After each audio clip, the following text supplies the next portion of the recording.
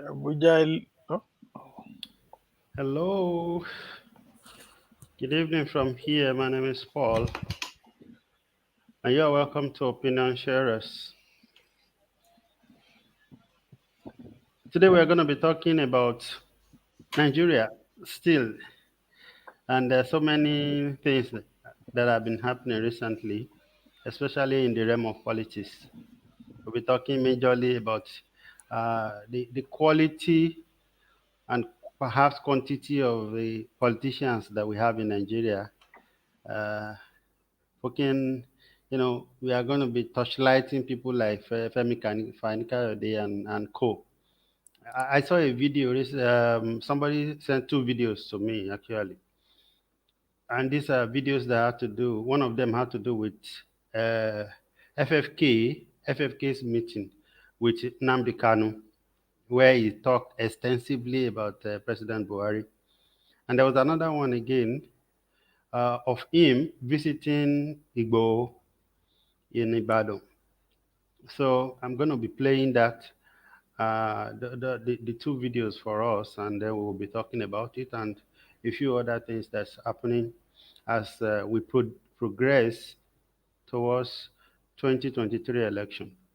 A lot of us, even on this show, we once said we doubted whether election would happen, but I think it has become, it is gradually becoming glaring now that the owners of power will definitely ensure that elections hold in 2023. So we're going to be talking a little bit about that as well. So, but before we go, I have two guests currently. Michael will be joining us hopefully if Nigeria permits him. Said there is no electricity in Abu Dhabi, I mean in Abuja, so he's looking for where he can plug his gadget. So let's the village boy. We have village boy. It's been a while. If I have a shekere, I would have ring a shekere for you. I mean, don't ring Shakara for me. Yeah, it's been a while. Uh, why is Nigeria did not happen to me, but Ijiaye happens to me. Yeah. We are glad to have you. The Jaye that brought you back. Grateful. Yeah, I mean, grateful to Ijiaye. Mm. Okay, so would you want to introduce yourself? I know that you have become a household name, but just in case some of my Asian friends might be seeing this video, so please do introduce yourself. I'm the village boy. Just okay. Tosin, please introduce yourself. You are muted. Tosin, you are muted. Okay. Yeah.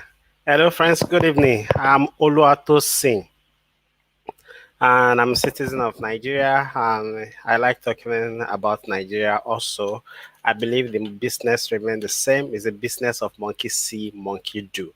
So if there are people that are talking negatively about, if there are people that are contributing to the politics of Nigeria negatively, there should be some of us that will contribute to it also positively so that some young generation that are coming up can hear something positively and have interest to participate in Nigerian politics.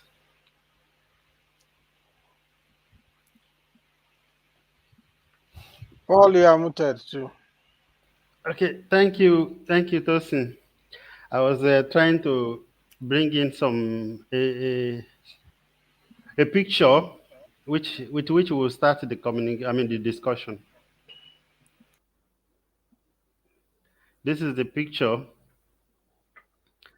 This was on Punch newspaper yesterday. I think it was yesterday or the day before yesterday that a court in Nigeria has awarded 20 billion that DSS would pay the Ilana, the Oduduwa activist Igboho. And since Tosin is an affiliate, and the village boy is also an elder statesman when it comes to Yoruba people. So if it happens eventually, we, I would want to hear your opinion regarding that judgment, and what does it mean actually for the person of Igbo, or what do you think the Nigerian state will do with that judgment? Is it going to be as usual? Please let's have the village boy first. Well, thank you very much. Maybe next time you call Igbo, you first put Osha, Igbo Osha. That is that should be his full name. Yeah, the rule of law should be the paramount thing in any society. We do know also, unfortunately, that Nigeria is fast becoming a lawless society. For a court to still have the courage to make such award, I think it's a flash of hope, in the horizon, I would say. I remember when we had a conversation about this sometimes ago, I told you that was an invasion, and of course the fact that it was a clandestine operation that was carried out at night. That the Yoruba would say it is in the deep of the night that you do terrible things. So it was a gross violation of his fundamental human right to be so invaded at around 2 a.m. at night. And of course, because of that, put a cloud on even those things that they said they found in his house. Was it were they things they brought by themselves, or were they actually there? So if they have done it in broad daylight, given the ubiquitous social media, a neighbor could stay on his roof and be, taking video of what is going on. I think they understood that, and because of that, they decided to come at night. So that kind of activity, a kind of Gestapo activity, is not supposed to occur in a democratic setting, and we said that. So now that's not the end of the story. Yeah, the judgment has been given by lower court. The judgment could be appealed by government, and if the judgment is not appealed, we don't. I'm not sure I have good record of Nigerian government in history where they comply with court judgment. So, by record will be and history is made also now that okay, there was an infringement, and court of competent jurisdiction has declared that infringement to be unlawful, and therefore has awarded penalty. History has picked that information. Whether we will see it to its logical conclusion, I'm not too optimistic. Thank you. Okay, thank you very much, sir. The village boy is not optimistic that the Nigerian government will pay you guys your 20 billion.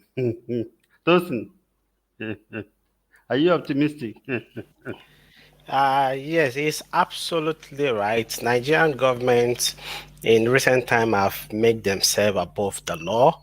They expect everyone else to obey the law, while they themselves they don't obey the law. What happened yesterday in court is a huge victory for human rights. It's a victory for democracy.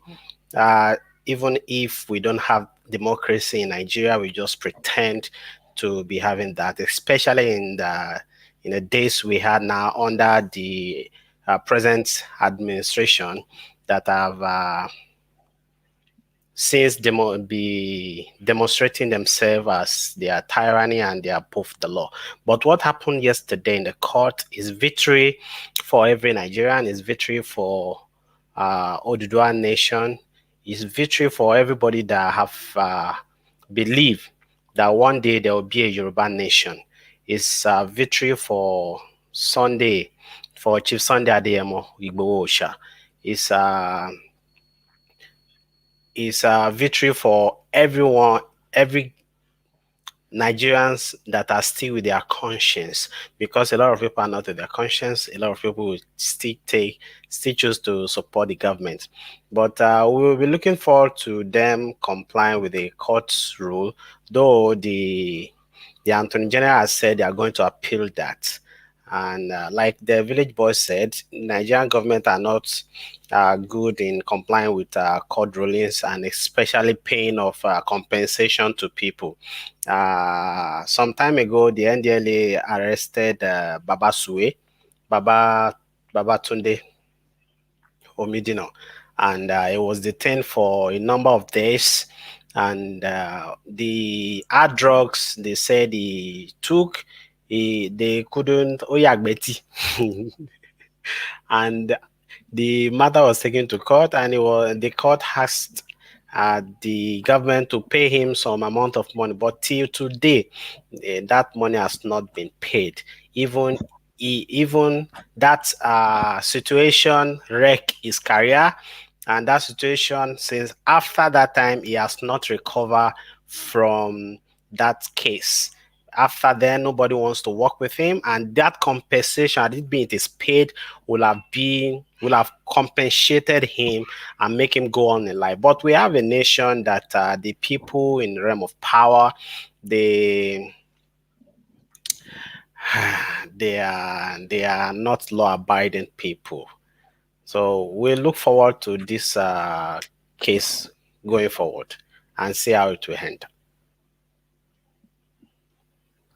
Okay, thank you very much for that opinion. I have one other issue that is coming up. I've arranged a couple of screenshots that I'm going to be showing to you, and a couple of videos, and then I want you to comment generally. But it's all have to do with socio-cultural, socio-political, and cultural issues. This is another one.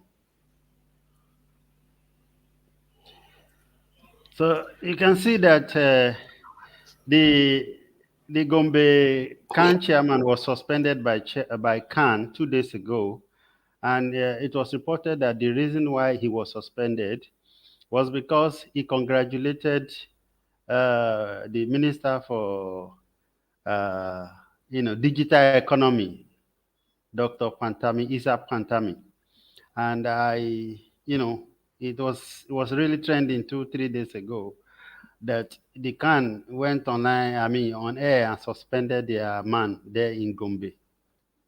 So I want to take our opinions regarding this.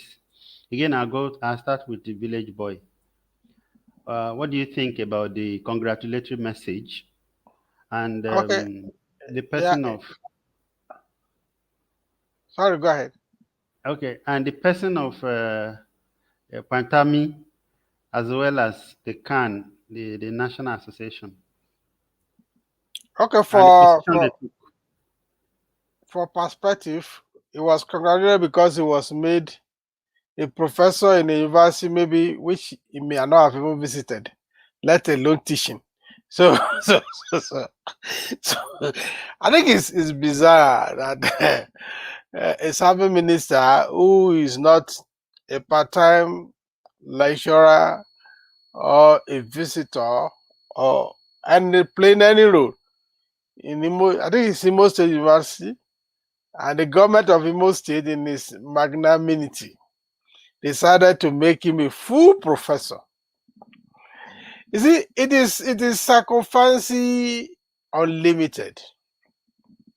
But then our society is a society of title. I was reading somebody sent me a video. I will send it to Paul later, of mice. It was Mai who said it, that those who crave for title because they are not performing. That if you have done something reasonable, your name will be submitted for you. And it took us through the Bible where did we say Paul, we say David. David was a king, wonderful king, but we call him David. But that does not diminish what he has done. So if because they offer part-time a professor, full professor in a university he has never taught, in a university he has not I'm not aware of any academic work he's done for them or with them. And somebody who's supposed to be a can chairman, well, in terms of humanity, in terms of loving your neighbor as yourself, I would say the Gobe can chairman did not do anything wrong. It's just be compliant with our societal ethos, where we celebrate mediocrity. If our, as a human being, will I congratulate Patami? I will not, because I know whatever that title is not worth more than the paper it is written. He's not deserving of the title. So what am I congratulating him for? I will not. But in our society, I think the Gobe Khan chairman has operated within his fundamental human right to congratulate whoever he deemed fit. Number two, we also know that Christian ethos, teaches us that we should not pay evil with evil. So I think it was being Christianly to have congratulated the emptiness of the award. Permit me to use that word. The emptiness of the professor. What is he professing? He's not deserving of that award. He's just Sarcophagy Unlimited. And it is even a disgrace to our national psyche that a person, a governor, somebody that is considered fit and proper to be a governor of a state, can so manipulate a university to give somebody a professor, title for whatever political expediency. How long are we going to continue to do this rubbish? So what did he do for the Imo State? What did he? Let's even say he did something to Imo State. This is not even about Imo State. What did he do to that university to earn that title? That is what I'm concerned about. But I think I think they kind this thing acted as a Christian. Since everybody is congratulating this guy, so what's coming from congratulating him? However, if he had congratulated him in his capacity as a chairman, maybe that is why they can. You might say, okay, this guy can't represent us in this manner. So they can has the right to suspend him on that basis. But if he has congratulated him on his own capacity as his person, Sunday, whatever they call him, I think it's still within his fundamental human right. And it is also that one also kind of tally with Christian ethos of not paying evil with evil, of loving your neighbor as yourself. So it's about love. But the basis for the congratulation is emptiness.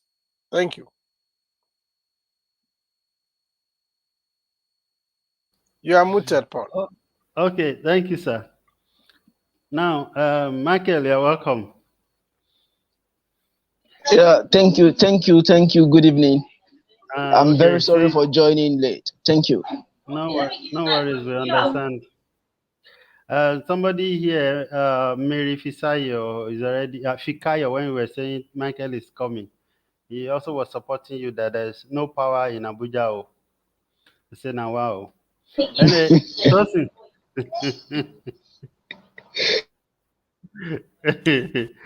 thank you. I'm not sure if it is Mrs. or Mr. Mary Fisayo. Thank you for your contribution. It's And a he's Mrs. saying, okay, It's a Mrs. Mrs. Thank Yeah. you. You're welcome. And he was welcoming the village boy earlier. We should, Michael, please help us get Shekere, just in case if if village boy happens to go to holiday again when he comes back.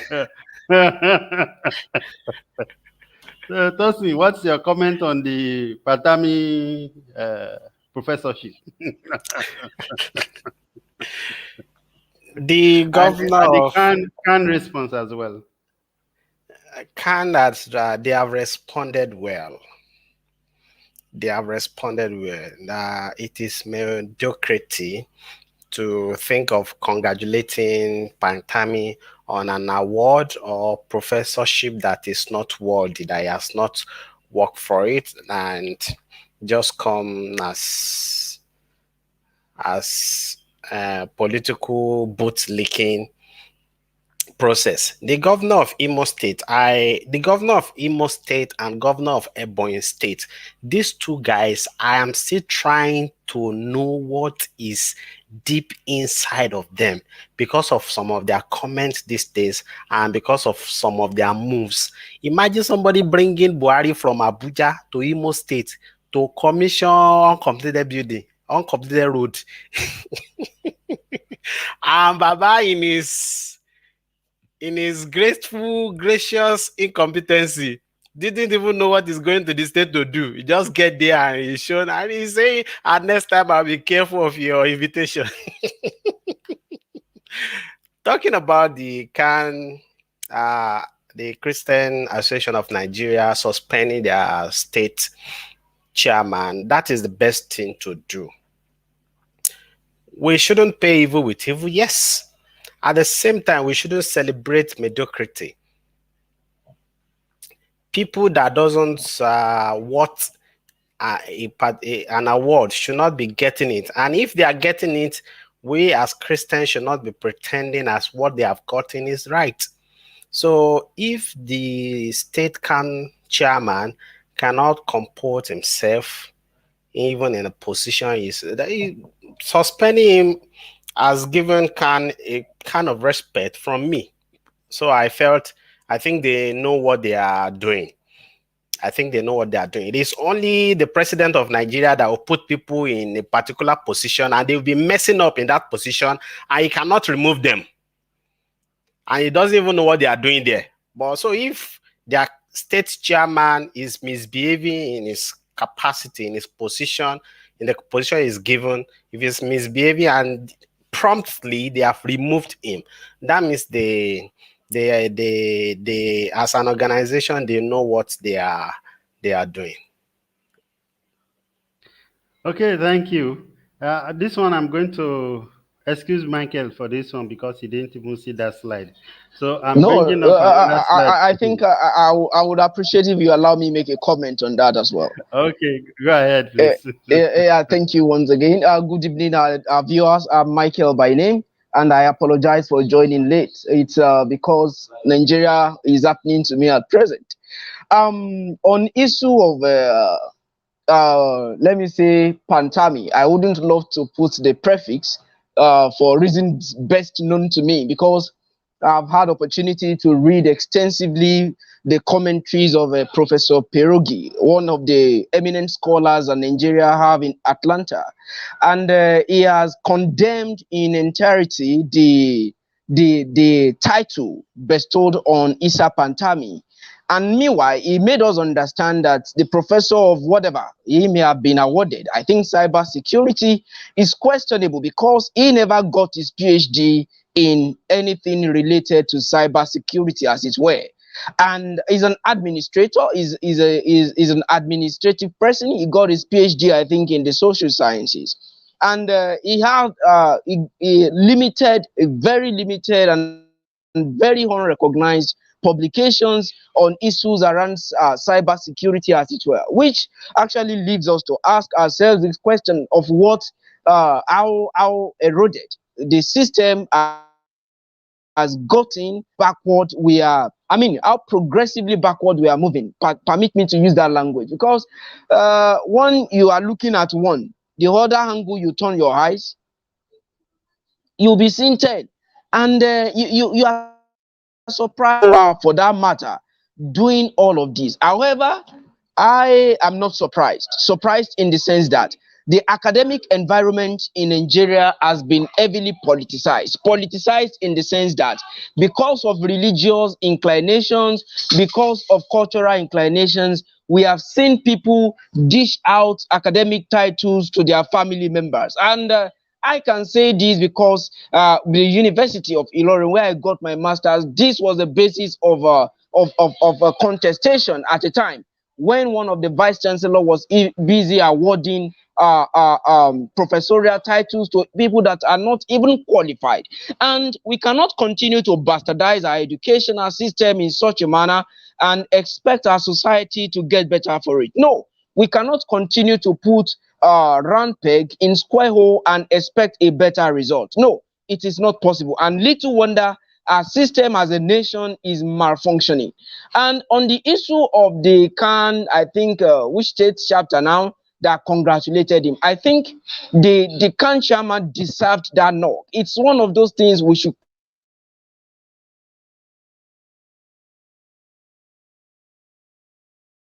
because we really cannot decipher some things. So it is condemnable, and I think I would love to agree with the position of the village boy, assuming he has done that, or rather he did that in his on his own personal capacity. That would have been better.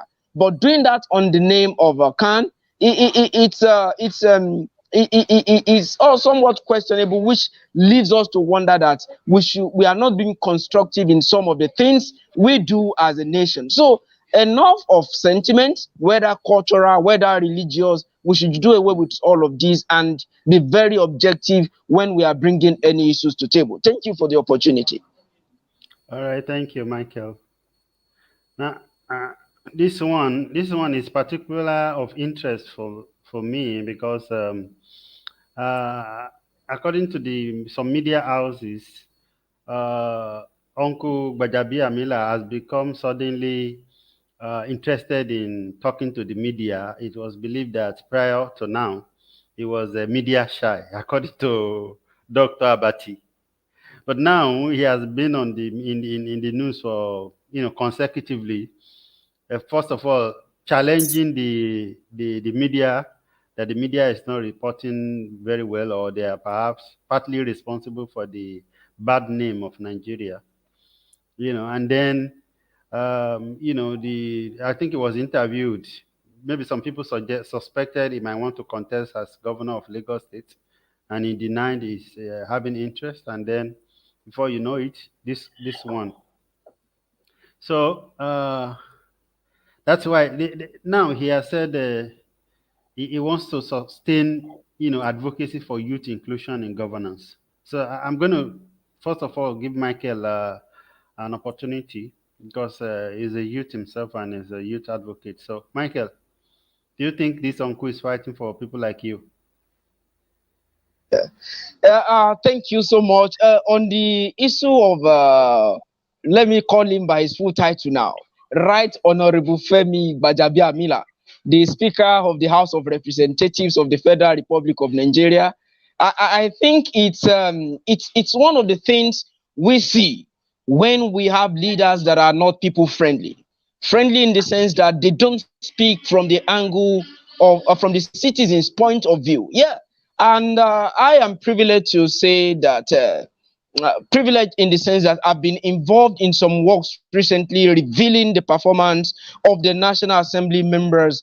And it started by accusing the media of making some of the publications. I think it described the media, the journalist, with one adjective that I think when I remember, I would say it's not worthwhile, because just like Ruben Abati said, Dr. Ruben Abati said, politicians are daily becoming, shall I say, they want to turn themselves to journalists, lecturers in journalism, most especially when they are saying things that the journalists are reporting things are not in tandem to their mindset or to their position, which I think it's not supposed to be, in the sense that media should astray the public, or rather the public servants, and tell us how the society should tell us as things are going. For example, we have banditry going on in Zamfara and other northwestern states, and what we all know, we have family members there, we have people that are living there, they are telling us of their experiences. Now, do they expect the media to provide information contrary to that of the citizens? No, we cannot continue to cover up some things and expect that the nation will be better for it. Yes, he used to be a media shy person, just like Dr. Ruben Abati said, and I'm surprised his level of is becoming too vocal, just like I think he posited as well. So it is not about him saying some of these things, but what is their contribution to making humanity or Nigerians better for it? And on the issue of youth inclusion and all of this. And permit me to maintain this position. Youth inclusion is not what anybody will extend a hand to us. We as young people must, and I'm using the word very emphatically, must fight for our own for our own space in this political space. Power is not given anywhere. All those things, they are just political statements, and I don't see them coming to reality, except we as young people, we mobilize ourselves, we continue to engage, and we continue to ask critical questions about our nation. Otherwise, we'll continue to remain at the backseat. Thank you. All right. Thank you, Michael. And then let's ask the daddy in our midst. Uh, Village boy, do you think do you think Uncle Baja is sincere in his advocacy for youth inclusion? Well, I think fundamentally it is a misplacement of misplacement of terminology. As a Speaker of the Federal Republic of Nigeria, he is number 4 in the scheme of things. He cannot be an advocate. He should be one of those that make things happen, an influencer. He influences decisions that are made in Nigeria. He influences the decisions that are made in the government cycle. So you can't play both roles. You can only be an advocate if you are an outsider.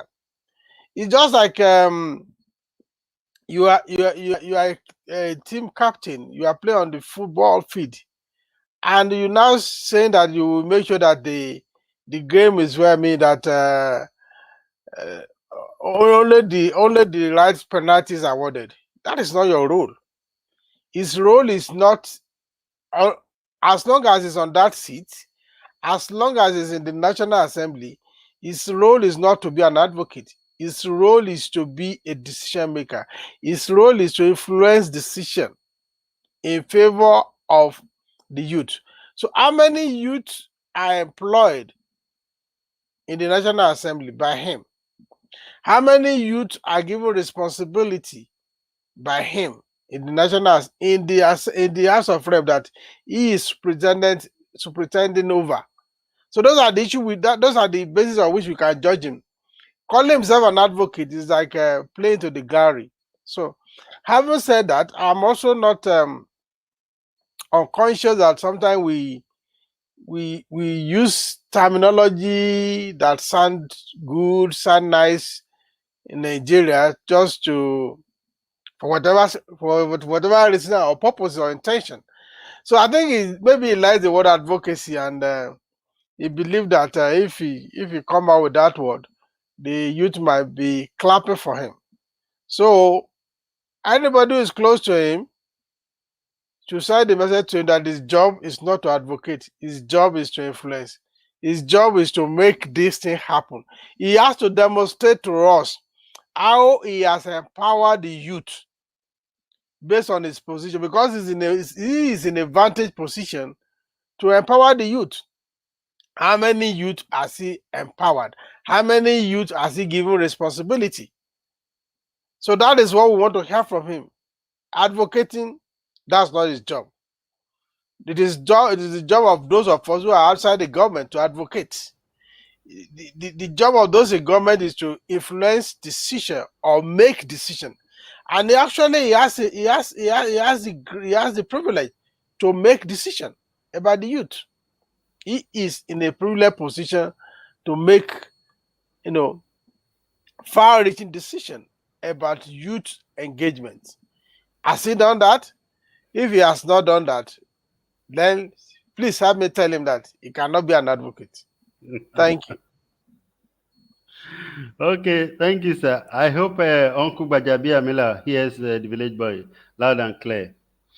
And for viewers that are watching, there is still a video that I'm bringing about Chief Femi Fani-Kayode, his meetings with both Nnamdi Kanu and Sunday Igboho. And then we are going to talk about his decamping, and not only him that has been decamping, there has been numerous of decamping from APC to PDP and PDP to APC. So We're going to talk about that. But briefly, I want to see, in particular, to look at this one.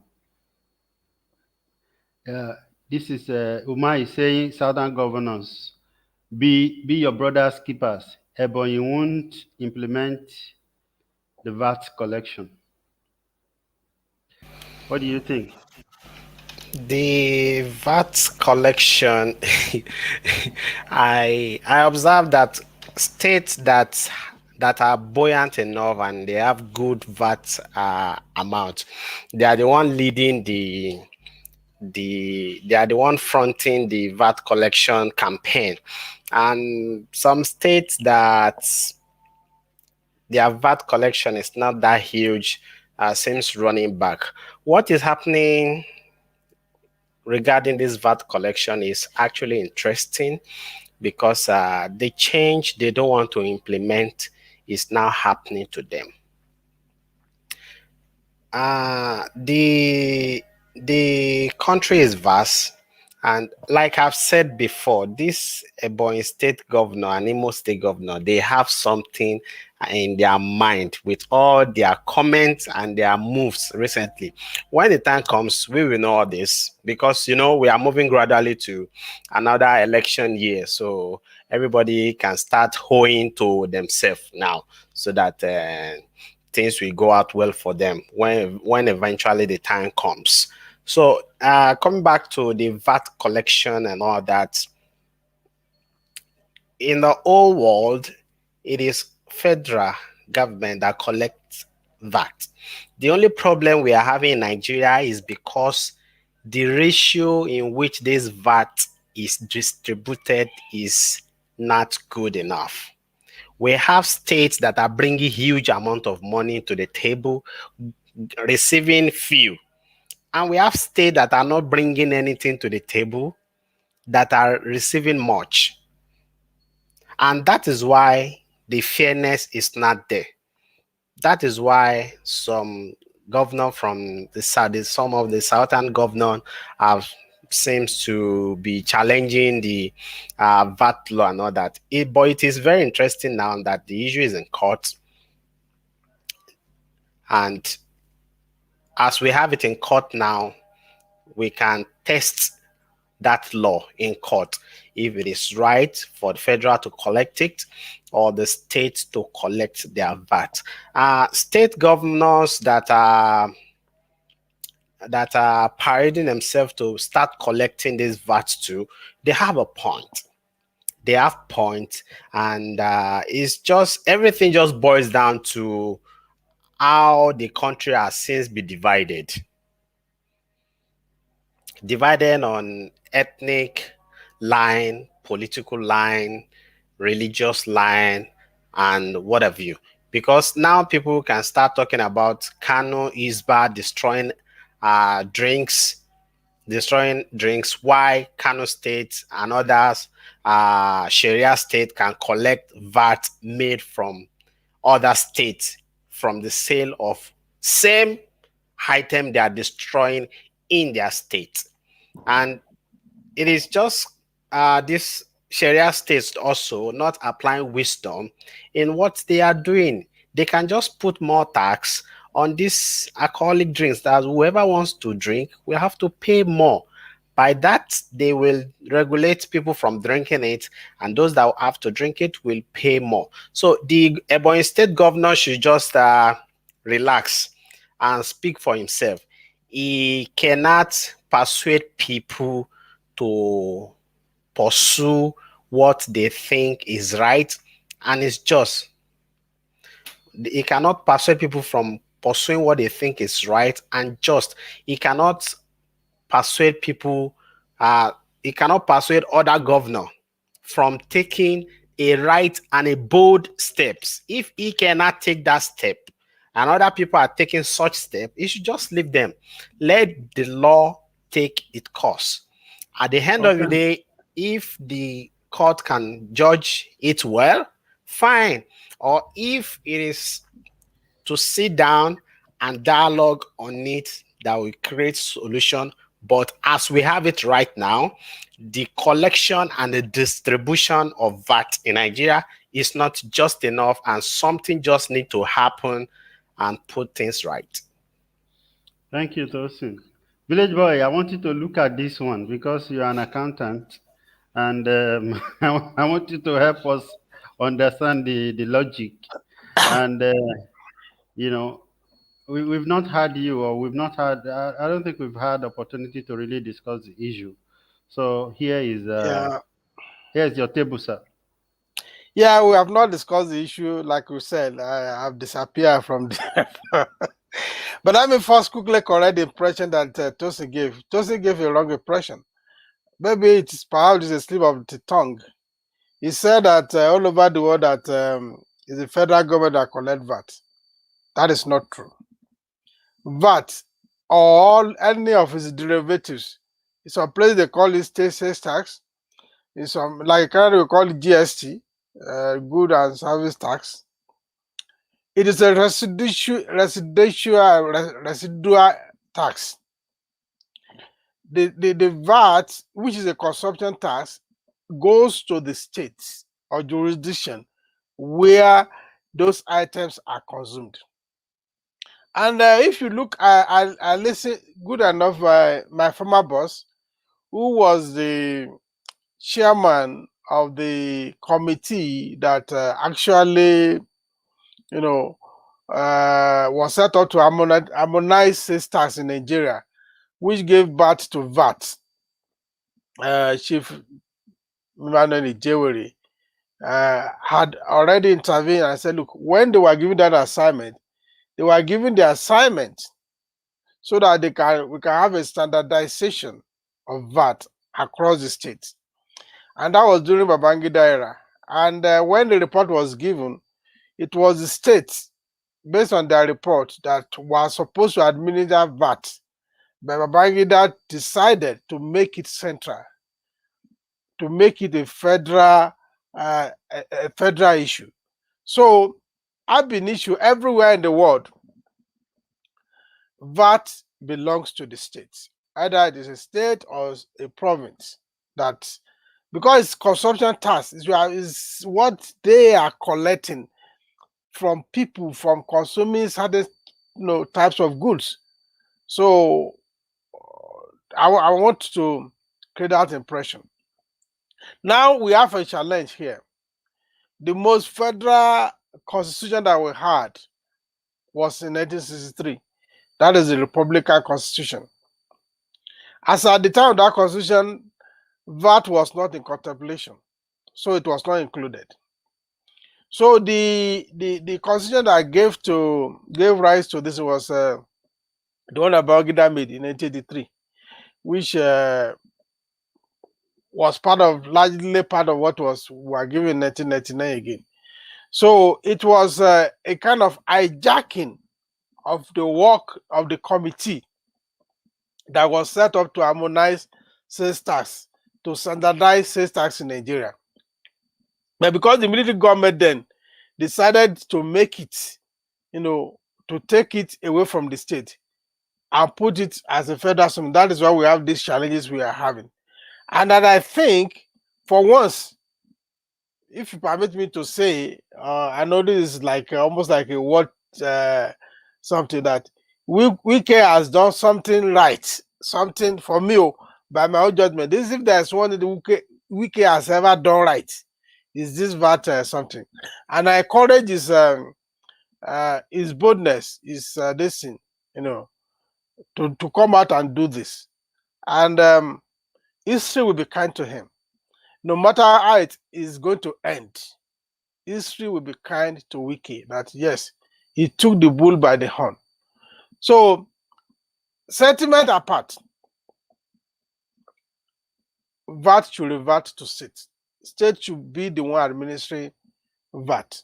And of course, he's going to have his own, most states will have their administrative challenges because but then those challenges can be handled with training and all that.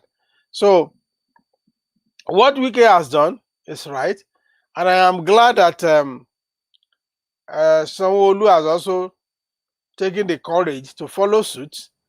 And And when you talk of VAT collection, we actually have about 3 or 4 states that we can talk about. Those who are who will make fortunes from VAT. That's Lagos, Rivers, Delta, and your state is doing well too of VAT. So it is now an opportunity for states to look inward, other states to look inward. The other things that could be done that could make that could create cushion for the imbalance that we're seeing. But why I would not want to openly advocate for those things for now is like the current situation has made a lot of state government to be very lazy. And if you are going to curb that laziness, what I will support is a situation that this VAT something become a reality for states to administer. Then we'll be able to separate the boys from the men. Then when we get to that point, if there is a need, all those who are calling who are calling for brother skipper now, they are hypocrites.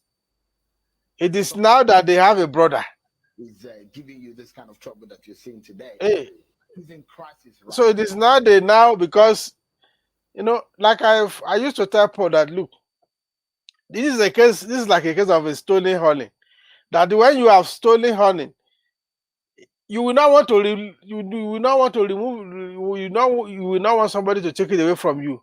It doesn't matter how you have gotten that honey. You have tasted it and you know it is good. And somebody asks you to spit it out. Oh boy, no go easy. So that is what is happening now. Nobody want to spit the honey that they have been leaking. Stolen honey for that matter. Because again, that is one of the evil of the Babangida era that they did to us. Or the military, generally, so that they have done to us. So that is the thing that the VAT issue is on a professional ground, and by my knowledge of sales tax across the world, it is a residual tax, and it is the state where it occurs that should derive the benefit from it. It's a simple logic, but again, because people who are used to free money, they don't want to let go. So the fact that they are appealing to be brother's keeper, it means deep down in there they know that it is an unjust system. But because it has been beneficial to them, if it is something that what Wike is doing was illegal, these people would have come out and said that, look, in fact, they would have accused Wike of traceable felony. That's how our people behave. But because they knew deep down that, look, this guy is speaking the truth, and what he's doing now, if it is well tested in the law court, might succeed. That is why they are using now moral suasion. It is hypocrisy rather. So I wish that our court will rise to the occasion. Again, this is another test for the court. Is it a compromise court? Is it really a court that is based on genuine technicality, or that is concerned about truth? I mean, these are issues that can be verified across the world. The world is a global village now. How is VAT or sales tax or what consumption tax or whatever, or GST, whatever name you call it, how is it administered everywhere? Yes, if you have a system, the federal government in some place do the collection because you have a central collection. But then because the system can separate where this one is collected, what is given, what is due to a particular jurisdiction, based on what is collected within there, is given to that jurisdiction. There's no argument about it. So that is it.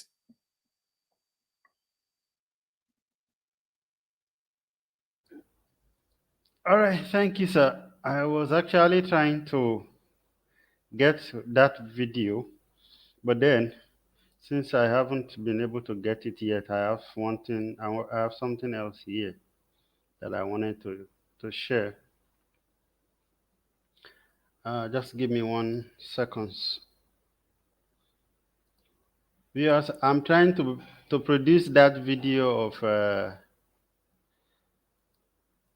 our Abu FFK, his meeting and Nnamdi Kanu, yeah, and Igboho. I couldn't but feel somehow when I saw those videos, and I think we should share it. I think we should talk about it. I think it speaks a lot about the personalities of average Nigerian, or especially politician.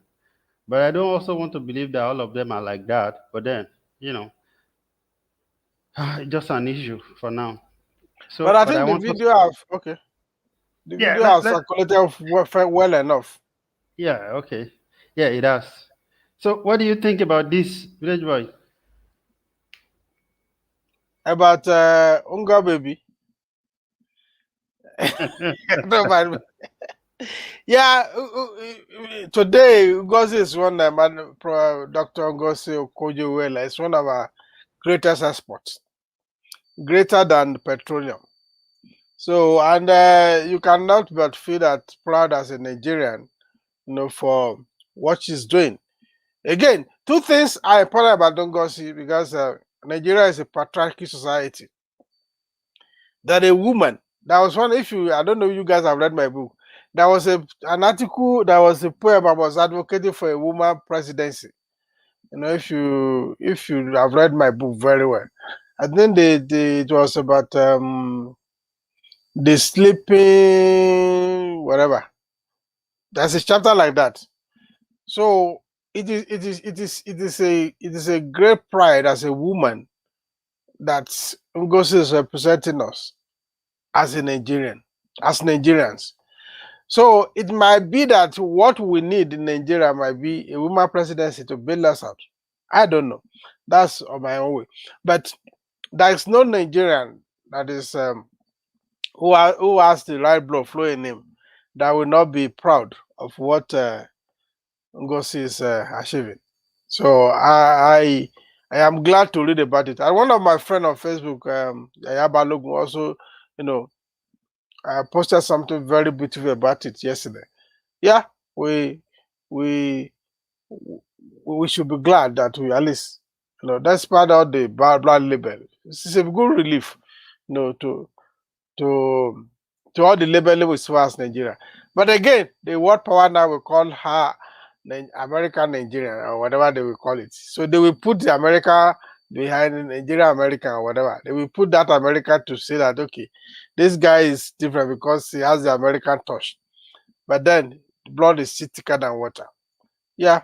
And I can only wish her more successes. We were glad she's blazing the trail. Thank And you. again, those who think that women are made for the kitchen, they should have a rethink. The World Trade Organization is not a kitchen. Yes, sir, it's not. Tosin, look at this. This is for you. They say in 2023 election, Southern Nigerian, Middle Belt region form political group to break Northern dominance. What do you think? It is nice to form a political group. It will be more effective to engage in people's awareness. We have enough of political party already, if I can say that. We have enough. We have too much already. What we don't have is people's participation, citizens' participation in election. What we don't have is the middle class guidance for the lower cadets before, during, and after election. That is what we don't have. They may form one sad thing. 2 elections we have back have make it glaring to everyone is that the Northerners can decide where the where who will win the election. And if the middle belt want to form their own group now, it is a welcome idea actually, because we need, as we have it today now, we don't have an opposition party, and that is very bad. It is terrible for our democracy. PDP and APC are just one party. There's no two party. They are just one party, and every other party are others. And even all the other parties, they are not taking up the responsibility of becoming an opposition. PDP, I don't know what is going on in their mind. I don't know what they are up to, but they have not positioned themselves well to take over power in the coming election. They are not parading themselves to be a good opposition, and this is bad for our democracy. This is bad for our democracy, because if opposition is not there, the people in power will just be behaving anyhow. The people in power will just be behaving as if they owns the country, like they are doing now. And we can see daily the PDP going weaker and weaker. So forming a group is good, but being active is another thing. They should not be forming a group that will later be an endorsement group to a bigger political party or a bigger politician and say our group endorse so person. No, they should stand their ground and become an opposition voice, because for now we don't have an opposition voice, and that is bad for our democracy. That is one of the things that's making the country go worst, because nobody to call them to order. And one of the people that can even call them to order, they have successful in buying him to their side now. At this FFK, we will still go there later. So it is good, as they are forming the group, they should also take it upon themselves to educate their people to get their PVC. Those that are PVC already, to encourage them to vote. Those that haven't voted before, they should have courage in election. That election vote count, and it is through election only we can get a new leader. Okay, thank you. I want to play this one. Village boy, please pay attention. Some of the stance that you had is giving you this kind of trouble that you're seeing today. I hope you can hear the audio. Yes, I can. Okay. Is in crisis right now. Are you? Of course, PDP is my party. I would never leave the party. You're never considering going back to the APC? I would never. The APC, absolutely out of the question. Until kingdom comes, until Jesus returns, that would never happen. No, you left the PDP for the Well, APC. we discussed that on many, many occasions. I told you my reasons for doing that at that time. I was not happy with it. Some of the stance that you had is giving you this kind of trouble that you're seeing today. Village boy, Is in crisis right now. Yeah. Are you sticking with the party? what do you think, sir? What do I think? Yes. Well, sincerely, I would say nothing. But because we are in the public, I will say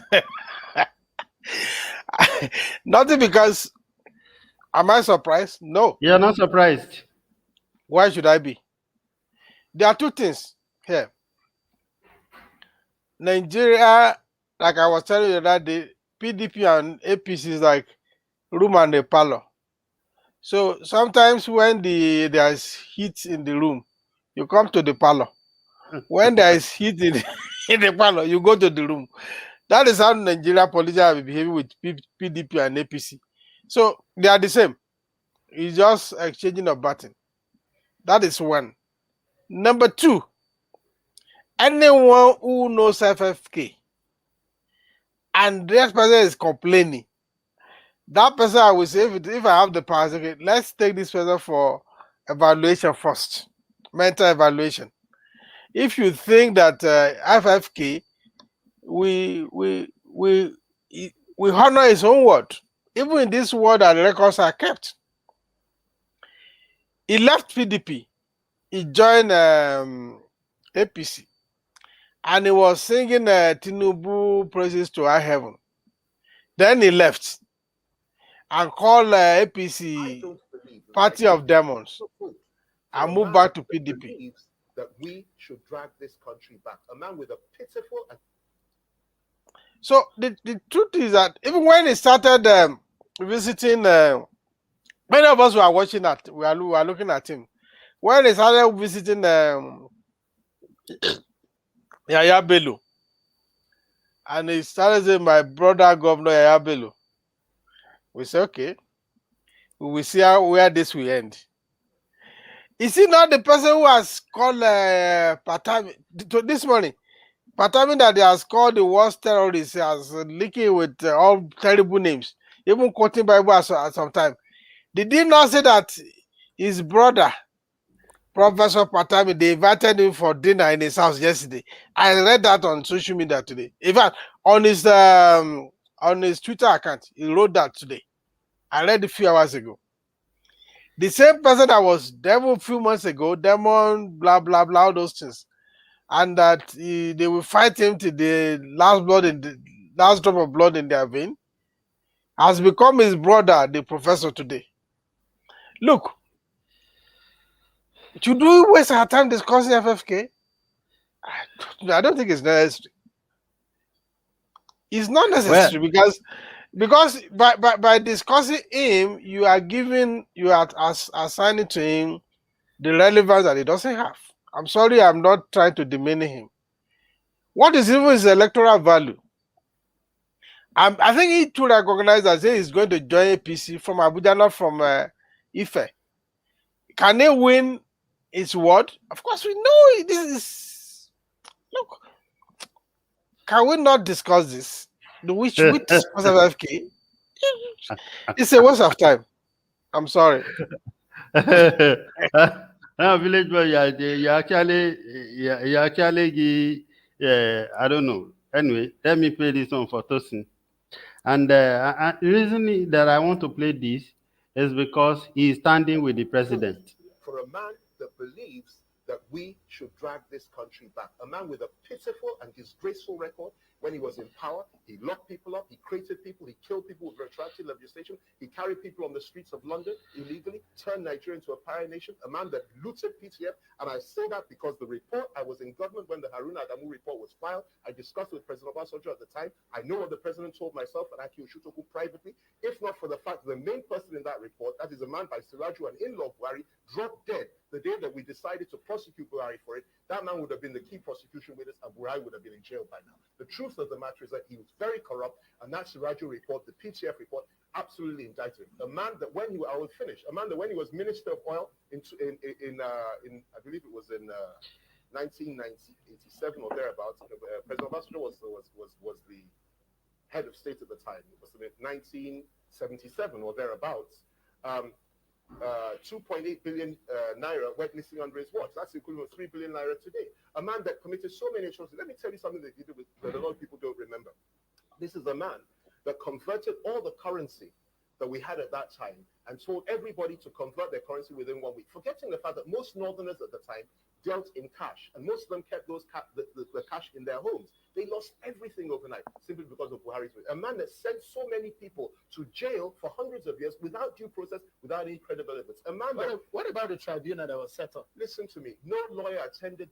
Let me remind you. There were reports of the tribunal. You may be too young to know this. No. If I was young... I mean, you were not alive when Julius Caesar was alive, but you know he lived. So that's not a fair...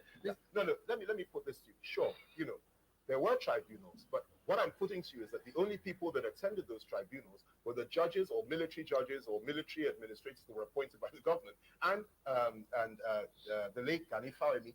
The rest of the legal world boycotted those tribunals because there was no due process. There were no laws administered there. It was just a kangaroo court. There were many people that have been found innocent by the ordinary courts that he now insisted must be jailed at all costs. And this man destroyed the lives of so many people, including the lives of serving governors who were locked up, who after their release died a few months later. Bisi Onabanjo, Adamu Ata, so many of them. Adamu Ata lived for quite some time, but he was never the same person again. So many of them. Ambrose Ali and so many. This is what Buhari did. This is what he stands for. Unfortunately, most people that were 10 years old when Obasanjo came into power in 1999 have no recollection of this. We don't teach history in this country. So people have forgotten who Buhari was and what he stands for. Now, Okay, so I know that the village boy already said we shouldn't take him seriously.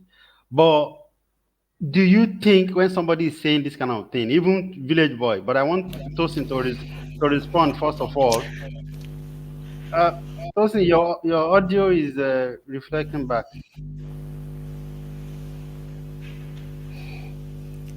You said? Your audio is reflecting back, I think. Start. What about now?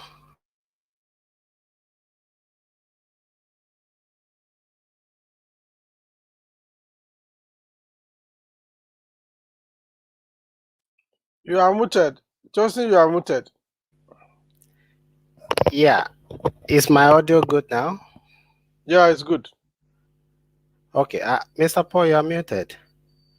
Paul, we cannot hear you too. It's not muted. I think it's the other thing that's happened again.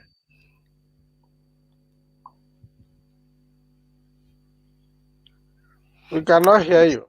Yeah, maybe you should go and come back. Then I'll continue with the FFK contribution, right?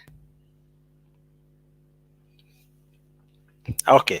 Talking about FFK, we shouldn't take him seriously, and at the same time, we have to talk about him.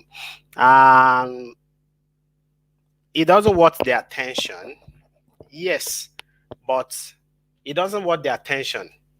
I wrote yesterday that he doesn't have a political value, and that he himself said he will not join the party in Lagos. He will only join in Abuja because he is not a good friend to people of APC in Lagos State. Because over the years he has been able to get enough enemy for himself in the APC. As a matter of fact, the people in the camp of Asiwaju Tinubu, they are not really a good friend with him. So that is why he cannot go to Lagos to join and have to join in Abuja. Now, FFK, we cannot take him serious. But if somebody join a political party and is seen in Abuja, he doesn't shake hands, taking picture with the president, then we should take him a little bit serious. Although he has waited for months just for that picture section to happen. As a matter of fact, FFK has joined APC several months ago. The only thing he is waiting for is to have that picture section with Buhari, and that he got some days ago. FFK doesn't have political value, but he cannot bring vote for you. But if you have vote already, he can scatter your vote. And that is what the people in APC that are bringing him to themselves now, this is what they understand. Like the video we just watched now, see the way he was bashing Buhari without missing words. This is one thing he is good at. Not because he can win election. Even if election is run in his own bedroom, if they gather his household together and run election for him in his sitting room, he cannot win. So he doesn't have any political value, but he can be a very good tout, help you to attack people, help you to call out people. He can call people any name, unprintable name.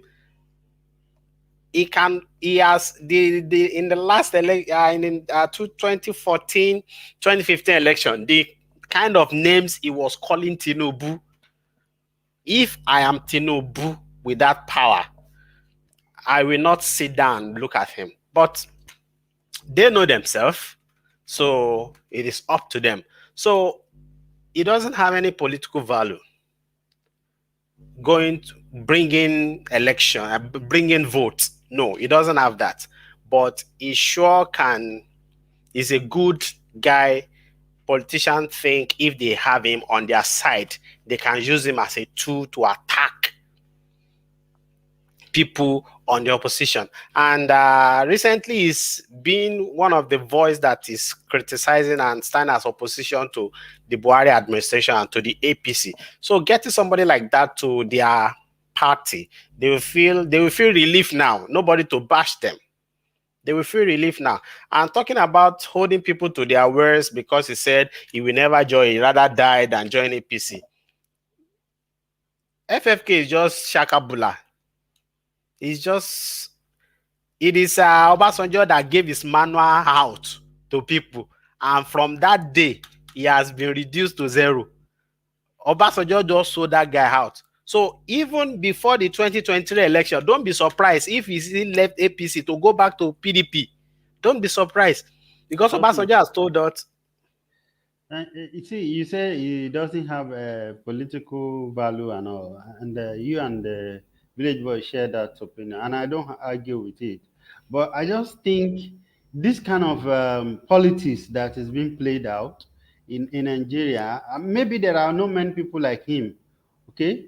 But if we just take it as though it's not important, I think we are not doing justice to the society and to other people that need education, and that's why I think we should talk about it, such that people will know that such behavior, even in the political scene, is not normal, and it shouldn't be, it shouldn't be just ignored.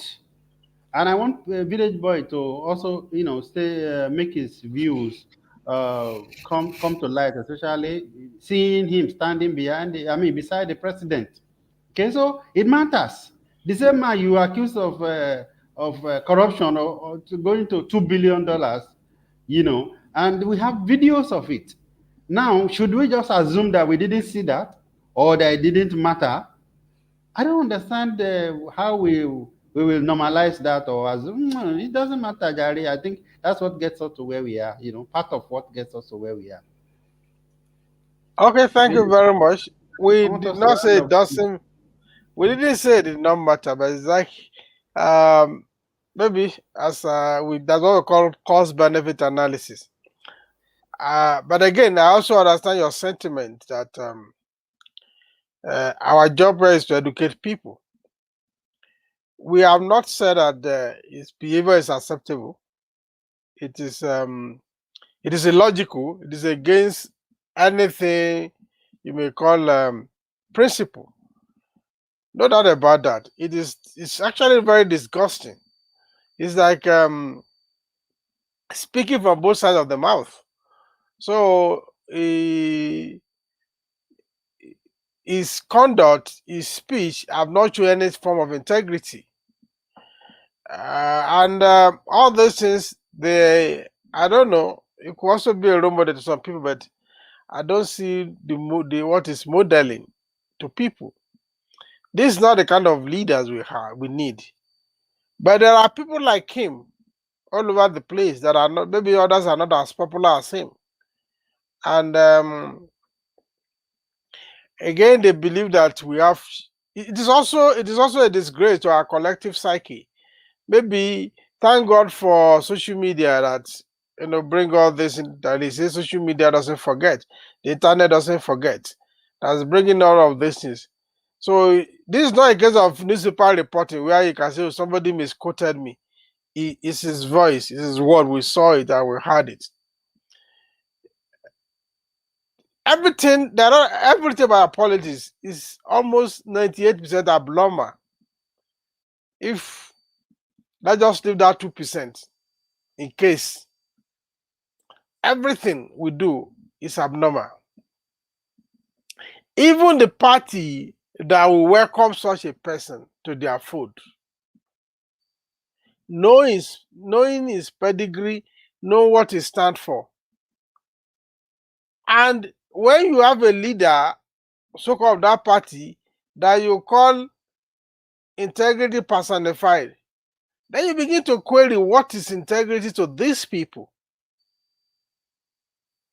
Even that the president, who they call the Megaskia, I don't think nobody believes that any longer anyway. can have enough picture with FFK beaming with smile as if he's just made a conquest, then what is integrity? Is integrity the same meaning with what we have in the dictionary, or there's a different meaning of integrity in Nigeria? So this is, and of course, because we have policies, we have policies which I've been talking about for a long time. Many of us, maybe before you guys were still crawling, we've been talking that our Nigerian politics lack ideology. There is no idea. If there is an ideology, like in the West, you don't. It's very rare for somebody who says, "Okay, I am a conservative," to move to Liberal Party just like that and spend 6 months in Liberal Party and move back to conservative, or somebody who is a liberal, ultra liberal person, move from Liberal Party to come to conservative and spend 9 months there and go back. It's not done. At once they come, they pull out, they want to be dependent candidates. They want to be standalone. And if they are so loved by their people who believe they are doing good work, they vote them, they say elect them. Our politics has no principle. Our politics has no ideology. And permit me to say, our politics has no integrity, which is the saddest part of it. And that is why I think talking too much about IFK is a dissipation of energy.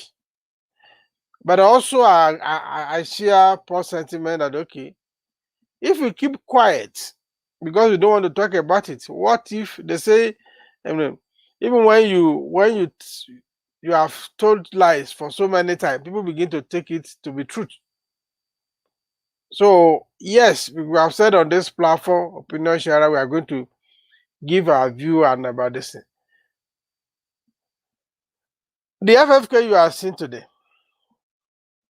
in the next 6 months, he can still come back and call Buhari a demon.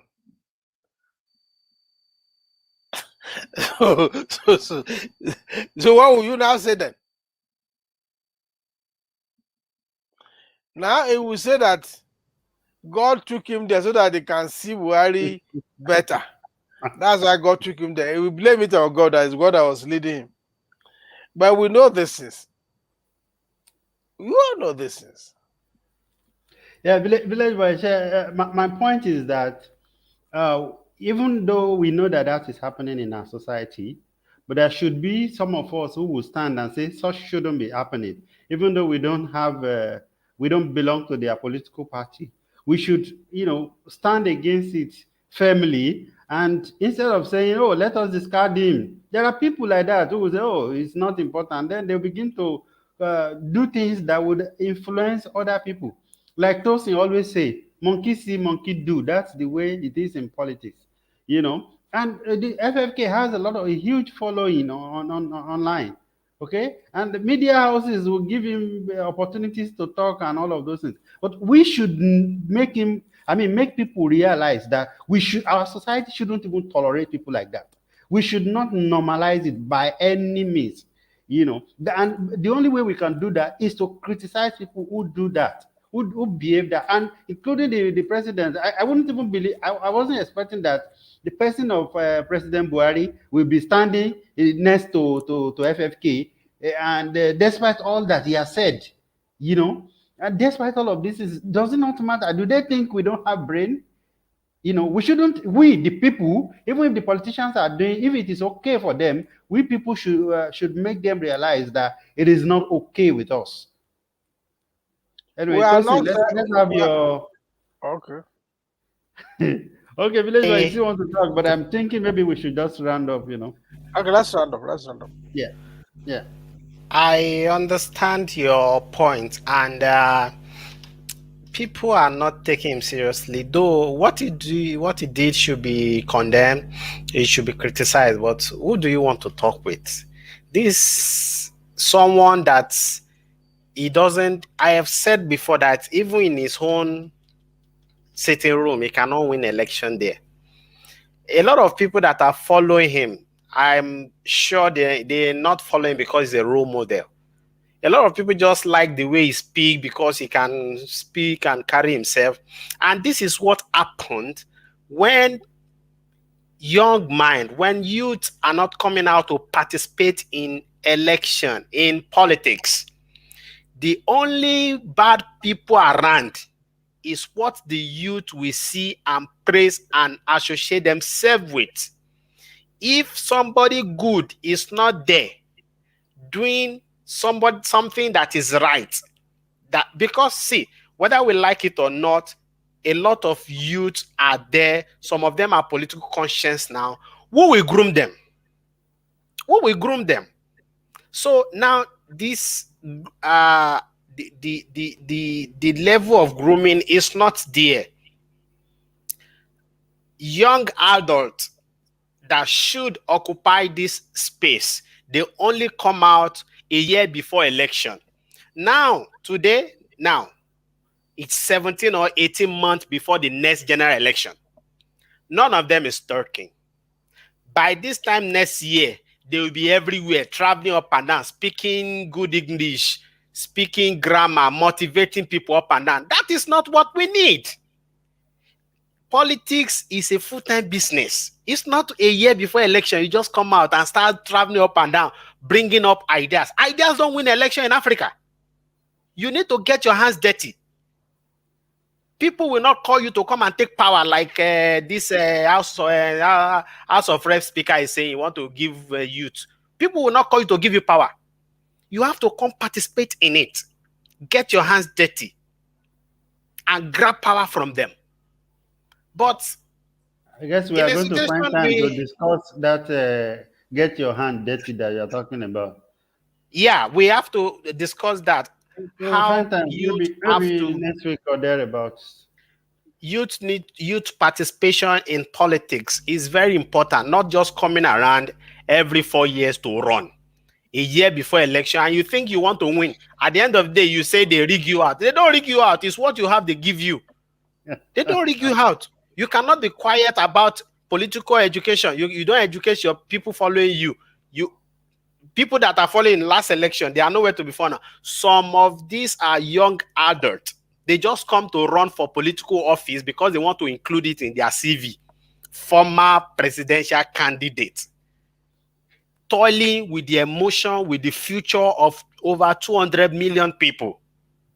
Those kind of people, so if we don't have young adults, if you don't have people like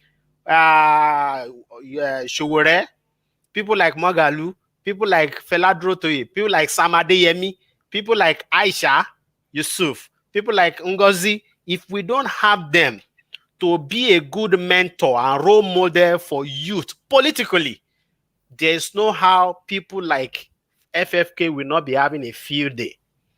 And people will think what he's doing is right. Somebody that will beat up his wife, beat up his domestic workers, call people on pretend name, abuse journalists, do all sort of manner with no iota of shame.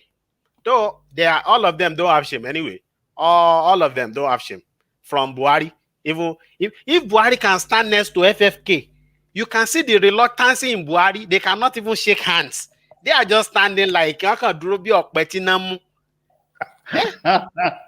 where is the integrity? Where a lot of us knows Buhari don't have integrity. The same integrity with Jonathan is the same integrity with Buhari, because two of them, their integrity is audio. We cannot see them. Okay, let's have the village boy. We are going now. Why it is very sad that we have degenerated to this level. But again, the people are hungry. And when the people are hungry, there is a tendency they may not be thinking straight. And politics, yes, politics want to dirty their hand. Politics involves a lot of money. I think one of the things, that was a short video I made some times ago. I think what we should look at, one thing that could make youth participate in politics in Nigeria is to look again at the funding system. How are political parties funded? How are they run? If you can change that trajectory, we might be able to get certain things right. So it is a politics of hunger now. And again, because we have also left thinking collectively, everybody wants to escape poverty by himself, for himself and for his family. At the moment you escape, you forget those who used to be your comrade. You know, when your comrade you used to drink garri and groundnut together before, you forget them. I mean, life is good. Who no like enjoyment? It was it Tiwa Savage said. Who no like enjoyment? So when you enter enjoyment cycle, you forget this of your past comrades. Uh it's still a far way from to get to Huru, as they say. But we continue to talk, we continue to engage. So there are so many FFKs in Nigeria that we don't know. And they may also have follower. So it's a matter of stomach infrastructure. And it's very sad. And yeah. So, but the same country, don't forget, that produces FFK is the same country that produces Okojo Iweala. So, what can we do to produce more Okojo Iweala should be our focus. Thank you. Okay. Thank you So very there's much, no sir. anything now. I saw his video about a young lady from Imo State. I was trending during the week, and I thought I was going to play the video. Yeah, they were singing music, right? Time yeah, is gone. singing. I've seen. Village Boy now gone is very current too. So I was never correct before. Baba Onigba. Yeah, no, I think we are really rubbing off on him, and I'm very happy. Maybe I Okay. want to make sure that we don't leave him behind. Make una clap for yourself. Oh. Anyway, viewers, let us enjoy this girl. I think it's one of the Nigerian stories that has to be tell. I mean, that has to be told. How they know say they do music? How old are you? 17. Now that girl wey be dey talk that time. Yeah, well, we have to show you our video. Wetin your name? Sally. So if I play anything now, gone, now you go sing. Are you sure? You can hop on any beat. Are you shy? Are you sure? I know where we say we go play. You know, now this guy where we. I know where now. Don't worry.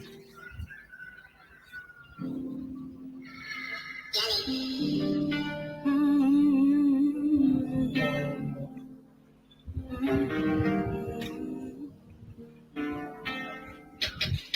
feel lost, yeah. Like I wanna just be born again. Be pampered like I'm whole again. It'll be safe, I deserve that shit. I deserve that. I deserve what life gives. If I'm not mistaken, I'm too sad to be only if you know what it takes me. It's alright, I'll be fine. It's just a matter of time. I'm a star, so hard to find. Come in hard, you better hide. I'ma blind your eye. I'ma lead your soul. It's a cast, it's a club, it's my therapy, my therapy, my therapy. Yeah. Do you have a manager? I'll be fine. It's just a matter of time. I'm a star, so hard to find. Come in hard, you better hide. I'ma blind your eye. I'ma lead your soul. It's a cast, So as at under 24 hours, I think this lady has got about 127K followers on Instagram under 24 hours. She's not naturally talented, and I think these are the Nigerian stories that we need to share. They are the opposite, exact opposite of FFK, who makes noise. These are natural talents. These are the guys that will showcase Nigeria, like Madam Iweala, who is on the international stage right now representing Nigeria. Even though I'm sure that even the US also will be saying that is their influence in it. We have Whiskey also doing a lot of good things now around the world. So, and there are a lot of us Nigerians whom the state has not helped. Some of us, like like I said on this show before, some of us cannot even, we will think and think and think before we can actually mention one thing that the state has done for us. But then we will not stop. We will continue to move. We will continue to progress. And then I'm sure we will make the country proud. We make our parents proud. We make our God proud. Thank you very much for joining us. It's Opinion Sharers. And we'll be here again next week. Hopefully, the village boy will not have gone back to hibernation. Thank you so much for joining us. All right. Bye bye for now. And I want to say special thank you to Mrs. Mary. Thank you, thank you, thank you. God bless you. And my friend, Shiambola, he was my president when we were in college, president of economics department, and I was the chief librarian. Thank you for all those who commented, those who share. Please do share. There are a lot of things that have been discussed in this, and I believe it can bless us, and it will even bless those of us, the opinion sharers team.